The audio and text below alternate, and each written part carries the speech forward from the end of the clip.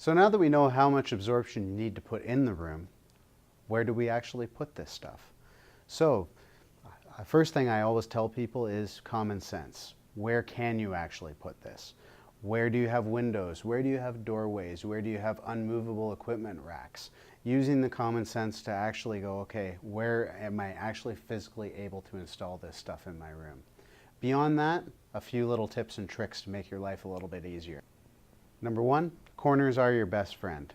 Putting acoustic treatment and absorption into corners is the most efficient spot you can put acoustic treatment.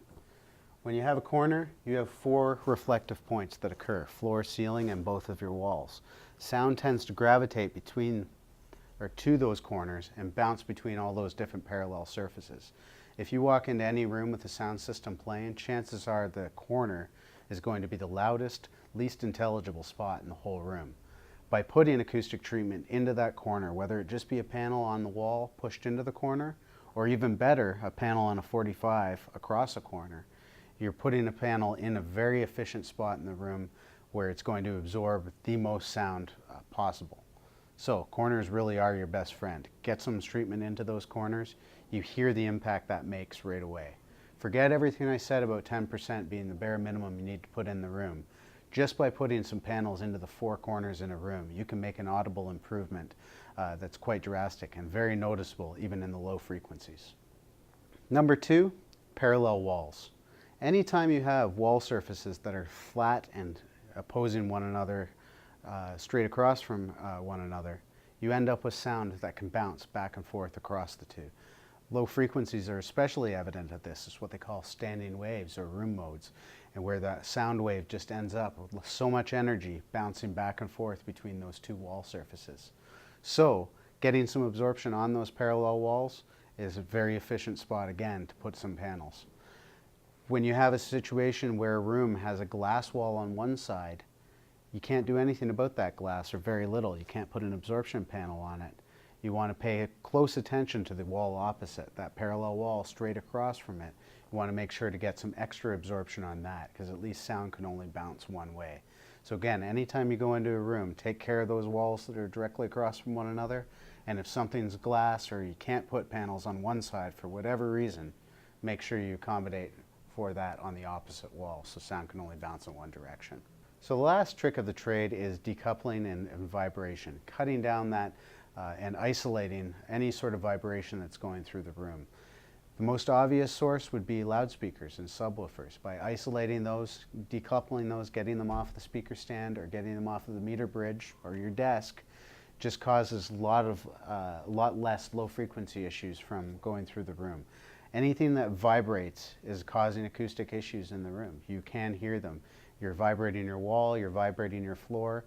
Particular low frequencies are going to be causing a little bit of an acoustic issue. So anything you can do to decouple and cut those transmission lines between anything causing that is going to be very helpful as far as the overall acoustics of your room. So this can be anything from the obvious, like I say, speakers, subwoofers. It can be noisy HVAC units, refrigeration units, anything of that sort. For some people, it's a matter of floating the floor in the recording studio to that level where you don't want to hear anything from the other room. We've had cases with place here in Vancouver where our subway or SkyTrain system actually ran right through a building, and they had to figure out a way to decouple that whole building. Vibrations can cause major acoustic issues, so by eliminating those vibrations early on in the process, you're just going to save yourself time and money later on.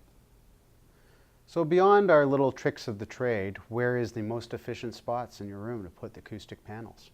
You know, the corners are obviously your best friend, but the next most important, most critical place in your room to put acoustic panels is the area where primary reflections occur. Now, what is a primary reflection? Primary reflections are the first place a sound reflects in your room after it comes out of a loudspeaker. So the sound will leave the loudspeaker, and that very first boundary that it comes across, usually a side wall, is going to be the first spot where sound bounces off and becomes your primary reflection, your first order reflection. This sound usually ends up being so loud and so powerful coming off of that side wall that it competes with the loudspeaker. Your ears, your mind actually think that that sound's coming directly out of the loudspeaker. In a recording studio, your mind actually perceives this coming out of the speaker, not from the wall. So you sit there happily mixing away all day long, and all of a sudden you take that CD out to the car, you pop it in and go, that doesn't sound at all like it did in my room. Well, of course not. You no longer have that wall to be listening to. So to get rid of those primary reflections, that's a really good spot to put acoustic panels. So primary reflections, think of your typical, music venue. You have sound coming out of your speaker.